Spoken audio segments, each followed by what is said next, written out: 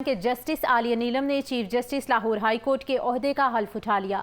Governor Punjab Salim Haider Khan ने chief justice Alia नीलम से हल्फ लिया। वज़ीर आला पंजाब मरियम नवाज, सूबाई काबीना के अराकीन और हाई कोर्ट के जजेस शरीक हुए। चीफ जस्टिस आलिया नीलम के हाई कोर्ट पहुंचने पर गार्ड ऑफ ऑनर पेश किया गया। वज़ीर आला मरियम नवाज ने चीफ जस्टिस आलिया नीलम को ओहदा संभालने पर मुबारकबाद दी। वफाकी वज़ीर कानून आज़म नज़ीर तारड़ ने भी चीफ जस्टिस आलिया नीलम को मुबारकबाद दी। आपको अपडेट किया जा रहा है कि जस्टिस आलिया नीलम ने chief justice Lahore high court के ओहदे का हल्फ उठा लिया है। गवर्नर पंजाब सलीम हैदर खान ने चीफ जस्टिस आलिया नीलम से हल्फ लिया। वज़ीर आला पंजाब मरियम नवाज और सूबाई काबीना के अराकीन और हाई कोर्ट के जजेस शरीक हुए।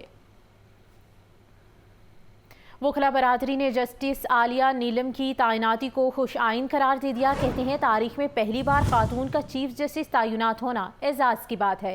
जस्टिस आलिया नीलम की तैनाती से इंसाफ का बोल बाला होगा।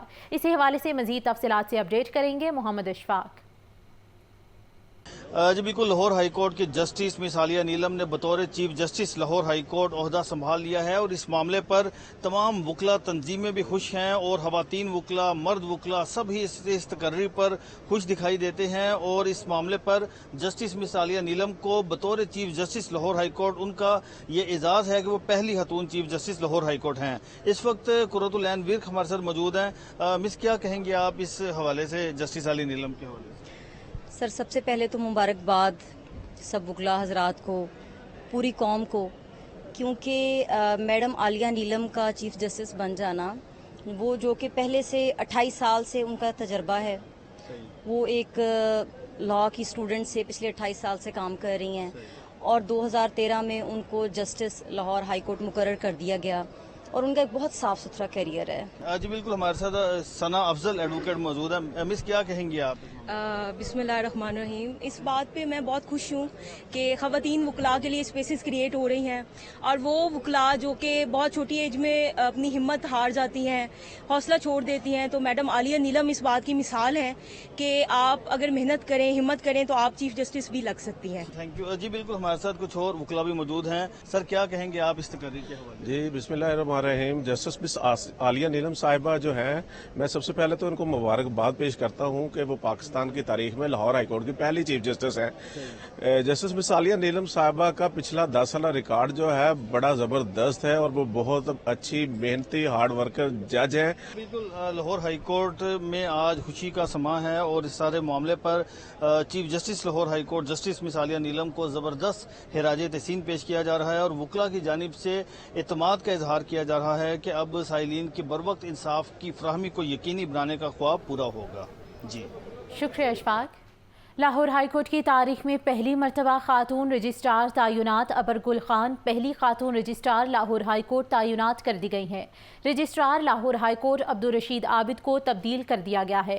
अहम और खुशाइंद खबर के हवाले से आपको अपडेट किया जा रहा है कि लाहौर हाई कोर्ट की तारीख में पहली मरतबा खातून रजिस्ट्रार की तैनाती हुई है। अबर गुल खान पहली खातून रजिस्ट्रार लाहौर हाई कोर्ट तैनात कर दी गई हैं। Registrar Lahore high court Abdul Rashid Abid को तब्दील कर दिया गया है। तो आपको अपडेट किया जा रहा है, लाहौर हाई कोर्ट की तारीख में पहली मरतबा खातून रजिस्ट्रार तैनात अबर गुल खान पहली खातून रजिस्ट्रार लाहौर हाई कोर्ट तैनात कर दी गई हैं। Registrar Lahore high court Abdul Rashid Abid को तब्दील कर दिया गया। फ्लोर मिल्स का गंदम मसनूआत पर विद होल्डिंग टैक्स के खिलाफ एहतजाज जारी है। हुकूमत से मुज़ाकरात न होने पर आज से तमाम फ्लोर मिल्स गैर मुअय्यना मुद्दत के लिए बंद कर दी गई हैं। पाकिस्तान भर की 1500 से ज़ायद फ्लोर मिल से गंदम वॉशिंग, आटा पैकिंग और तरसील का अमल मुअत्तल हो चुका है। लाहौर समेत सूबा भर में सप्लाई मुतासिर होने से आटा नायाब होने का खदशा मौजूद है। इसी पर मज़ीद तफसीलात जान लेते हैं चीफ रिपोर्टर इमरान अकबर से। जी इमरान, बताइएगा कि मुज़ाकरात क्यों सक्सेसफुल नहीं हो पा रहे? इमरान देखिए जी, फ्लोर मिल एसोसिएशन ने जो है बताया था कि इस वाले से उन्होंने एक इजलास बुलाया जिसमें उन्होंने फ्लोर मिल्स जो हैं वो बंद करने के हवाले से जो है अंदिया दे दिया और 10 जुलाई को फ्लोर मिल्स बंद करने का कह दिया गया और आज 11 जुलाई है। फ्लोर मिल्स मुकम्मल तौर पर लाहौर समेत पूरे पाकिस्तान भर में बंद कर दी गई हैं। विद होल्डिंग टैक्स का मामला है, विद होल्डिंग टैक्स नहीं देना चाहते और इसी सिलसिले में जो है फ्लोर मिल्स जो हैं उनको बंद किया गया है। एहतजाजी बैनर जो हैं फ्लोर मिल्स ने अपने गेट पर लगा दिए हैं, तालाबंदी कर दिया गया है और इसी इसी सिलसिले में लाहौर समेत पाकिस्तान में 1500 से ज़ायद फ्लोर मिल्स हैं जो आज के रोज़ मुकम्मल तौर पर गैर मुअय्यना मुद्दत के लिए बंद की गई हैं। और इसके साथ साथ तमाम जो फ्लोर मिल्स हैं उन्होंने आटा पैकिंग और तरसील का अमल भी रोक दिया है। जितने भी होल सेलर और रिटेलर्स हैं उन्होंने भी आटे की सप्लाई बंद कर दी है। और इसी सिलसिले में तमाम जो फ्लोर मिल्स हैं उन्होंने आटे की सप्लाई जैसे ही बंद की है उसके बाद जो है रिटेलर्स ने भी अपनी दुकानों को ताले लगा दिए हैं और होल सेलर्स ने भी ताले लगा दिए हैं। इस वक्त लाहौर में अगर देखा जाए तो लाहौर में जो इस वक्त तक का जो आटे का माल जा चुका है दुकानदारों के पास वो अगले 2 से 3 रोज़ की सप्लाई उनके पास मौजूद होगी। उसके बाद आटा नायाब होना शुरू हो जाएगा। अगर देखा जाए तो FBR की तरफ से 2024-25 के बजट में इस विद होल्डिंग टैक्स का नफाज किया गया जिसमें बाकायदा तौर पर जो विद होल्डिंग टैक्स है लगाया गया और इसी सिलसिले में विद होल्डिंग टैक्स के सिलसिले में फ्लोर मिल्स ने हड़ताल की जिसमें फाइलर्स पर जो होल सेल टैक्स लगाया गया है, जो होल सेल्स हैं उन पर विद होल्डिंग टैक्स 0.10%, रिटेलर पर 0.50 और फ्लोर मिलिंग इंडस्ट्री पर 5.5 विद होल्डिंग टैक्स लगाया गया। इसी तरह नॉन फाइलर पर 2% और जो फाइलर हैं उनके ऊपर जो है 2%, जबकि रिटेलर पर 2.5 और फ्लोर मिल्स पर 5.5 टैक्स जो है वो नाफिज कर दिया गया है। इसी सिलसिले में लाहौर समेत पाकिस्तान भर के जो फ्लोर मिलर्स हैं उन्होंने साफ साफ कह दिया है कि हम टैक्स एजेंट नहीं बनेंगे FBR के जब तक ये टैक्स वापस नहीं लिया जाता।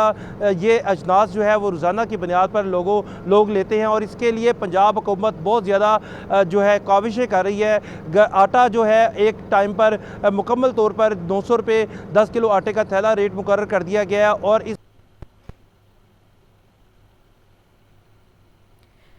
विद होल्डिंग टैक्स की वापसी तक फ्लोर मिल्स बंद रहेंगी। हड़ताल का मकसद आवाम को तंग करना नहीं। Chairman Pakistan flour mills association Asim Raza का इस हवाले से कहना है कि हुकूमत को मामले के हल के लिए 5 रोज़ दिए गए थे लेकिन उनकी तरफ से कोई तवज्जो नहीं दी गई।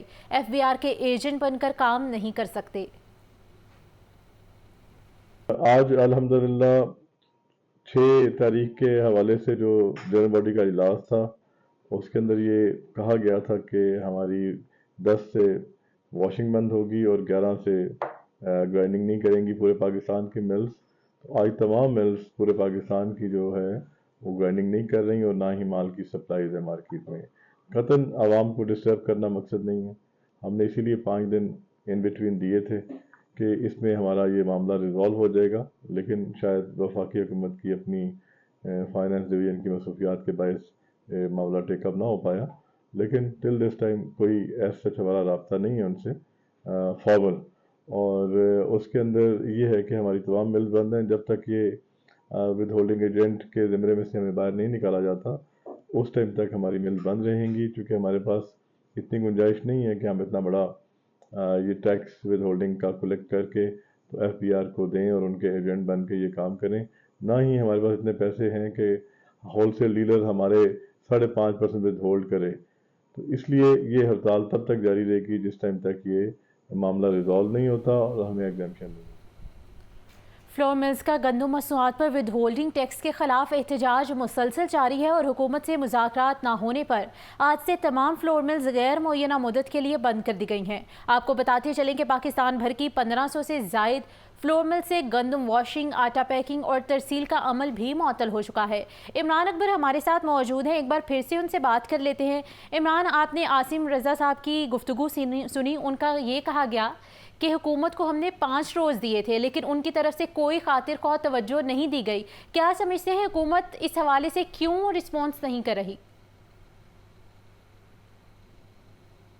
चूँकि विद होल्डिंग टैक्स का है तो टैक्स लगाना अच्छी बात है, मगर इस वक्त मौजूदा सूरत हाल में जो टैक्स लगाया गया है वो फ्लोर मिलिंग इंडस्ट्री पर लगाया गया है और इसके बाद जो है वो होलसेलर और रिटेलर पर भी लगा दिया गया और फाइलर और नॉन फाइलर पर भी लगा दिया गया है, जो कि आज तक जो है वो टैक्स जो नहीं दे रहे थे और जो दे रहे थे वो ये कह रहे हैं कि हम FBR के पहले ही टैक्स होल्डर हैं। और विद होल्डिंग टैक्स का मकसद क्या है? ये तो आवाम पर इजाफी बोझ पड़ेगा क्योंकि आटा महंगा हो जाएगा। और हुकूमत पंजाब ने जो आटे की कीमत है उसका नोटिफिकेशन कर दिया है। 10 किलो आटे का थैला जो है वो 900 रुपये का है, जबकि 20 किलो आटे का थैला 1850 रुपये का है। अगर हुकूमत पंजाब जो है इस आटे की थैले की कीमत में 100 से 150 रुपये का इजाफा करती है तो कोई मसला नहीं है, मगर इसमें जो है विद होल्डिंग टैक्स हम आवाम की जेबों से पैसे लेकर और उसके बाद नॉन फाइलर और फाइलर और रिटेलर और इसके साथ साथ होल सेलर जो हैं वो पैसे जमा हुकूमत के अकाउंट में करवाए, ये हो नहीं सकता, क्योंकि विद होल्डिंग टैक्स का मतलब है कि वो होल्ड किया जाए, तमाम पहले से ही टैक्स वसूल कर लिया जाए और एंड पर जो है जब रिटर्न पास हो तो उसके बाद जो है टैक्स को देखा जाए कि कितना पड़ा है। मगर मौजूदा सूरत हाल में 35,000 मैट्रिक टन आटा है जिसकी आज लाहौर समेत पाकिस्तान भर में तरसील बंद कर दी गई है और अगले 2 रोज़ में जो है मुकम्मल तौर पर आटा नायाब होने का इम्कान पैदा हो रहा है, चूँकि दुकानें भी जो हैं वो आज के दिन की जो सप्लाई है वो आज फ्राहम करेंगी लोगों को और कल के दिन तक ये आटा चलेगा मार्केट में और उसके बाद दुकानदार भी जो है आटा उनके पास भी ख़त्म हो जाएगा। रिटेलर ने और होल सेलर ने पहले ही दुकानें बंद कर दी हैं, फ्लोर मिलर्स ने भी दुकानें जो अपने मिल्स बंद कर दी हैं और अब हुकूमत पंजाब और इसके साथ साथ हुकूमत पंजाब अगर वज़ीर-ए-आज़म पाकिस्तान से बात करती हैं तो उसके बाद जो है फिनांस मिनिस्टर और FBR को जो है लूप में लिया जाएगा, तो उसके बाद ये मामला हल हो सकता है। इसके से पहले जो है 5 दिन का जो अल्टीमेटम दिया गया था। ठीक है इमरान, बहुत शुक्रिया, आप तफसीलन इस मामले पर हमें अपडेट कर रहे थे। वफाकी हुकूमत ने कमर्शियल, ज़रई और बल्क सार्फिन पर बिजली बम गिरा दिए हैं। कमर्शियल सार्फिन के लिए बिजली की बुनियादी कीमत में 8 रुपये 4 पैसे इजाफा, फी यूनिट कीमत 77 रुपये 15 पैसे मुकर्रर की गई है। ज़रई सार्फिन के बुनियादी टैरिफ में फ़ी यूनिट 6 रुपये 62 पैसे इजाफा हुआ। बल्क सार्फिन के लिए बिजली के फ़ी यूनिट टैरिफ में 5 रुपये 51 पैसे इजाफा किया गया है। इसी पर मज़ीद तफसीलात से अपडेट करेंगे जाहिद आबिद।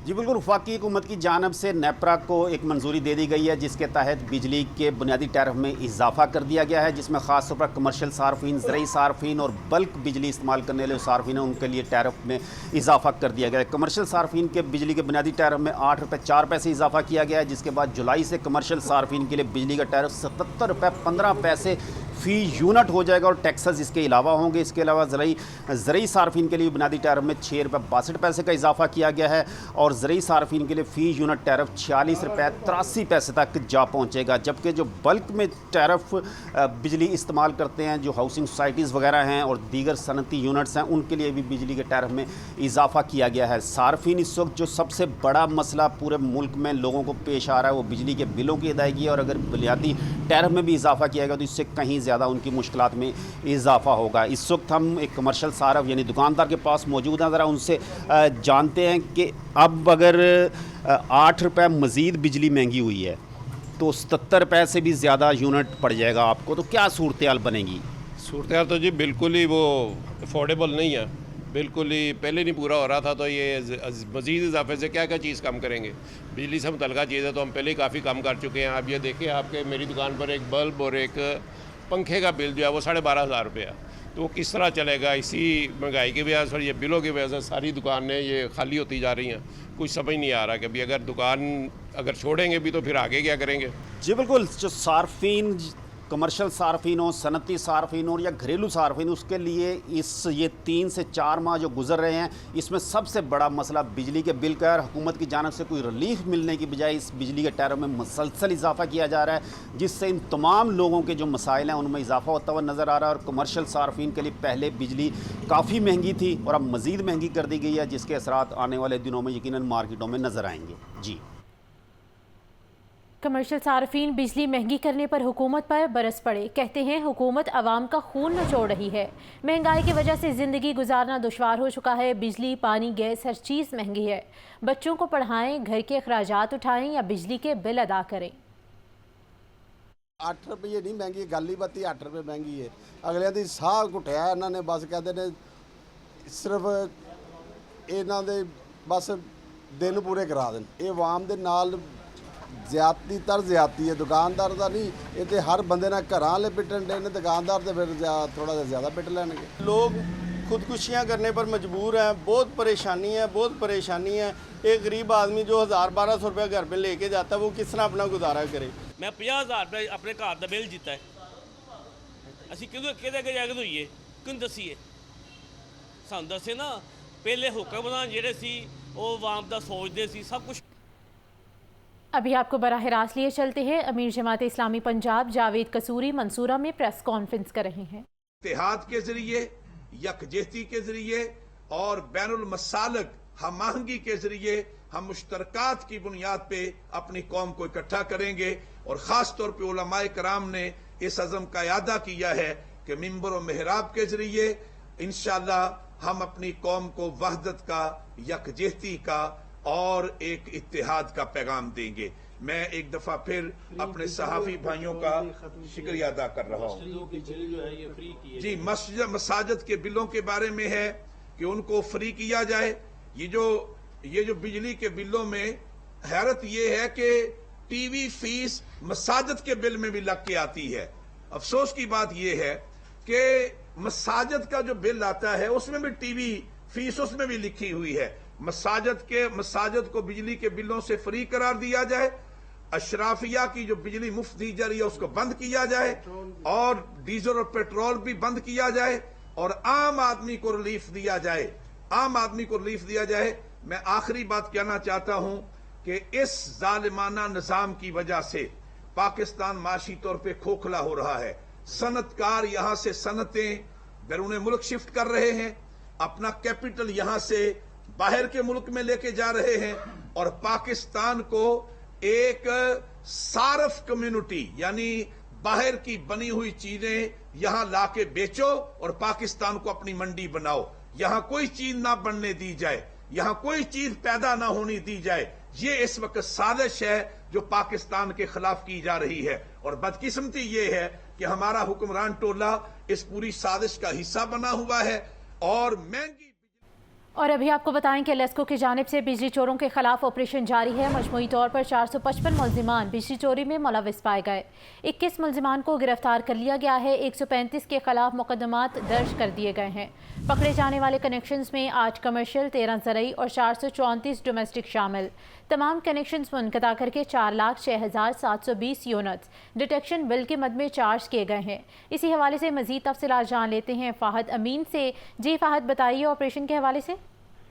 जी बिल्कुल, लाहौर इलेक्ट्रिक सप्लाई कंपनी की जानिब से बिजली चोरों के खिलाफ जो है वो ऑपरेशन जारी है और गुज़िश्ता 24 घंटों के दौरान जो है वो 21 मुलजमान को बिजली चोरी करते हुए जो है वो रंगे हाथों गिरफ्तार किया गया है। 24 घंटों के दौरान मजमूई तौर पर 455 मुलजमान जो है वो बिजली चोरी में मुलव्वस पाए गए थे, जिनमें से 135 के खिलाफ जो है वो मुकदमा दर्ज कर लिए गए हैं। पकड़े जाने वाले कनेक्शन में 8 कमर्शियल, 13 ज़रई और 434 जो है वो घरेलू जो है वो सार्फिन शामिल हैं। तमाम कनेक्शन मुंतज़ा करके इनको 4,06,720 यूनिट डिटेक्शन बिल की मद में चार्ज किए गए हैं, जिनकी मालियत 1,42,14,596 रुपये बनती है। सदाल बिजली चोरी मुहिम को जो है वो तर्जुमान लेस्को का कहना है कि 286 रोज मुकम्मल हो चुके हैं। 286 रोज में कुल 1,02,404 मुलजमान जो है वो बिजली चोरी में मुलव्वस पाए गए थे। 88,202 मुलजमान के खिलाफ मुकदमा दर्ज करवाकर 34,230 मुलजमान को जो है वो गिरफ्तार भी किया गया। बिजली चोरों को अब तक 11,40,30,163 यूनिट जो है वो चार्ज की गए हैं, जिनकी मालियत 4,11,76,00,000। बहुत शुक्रिया।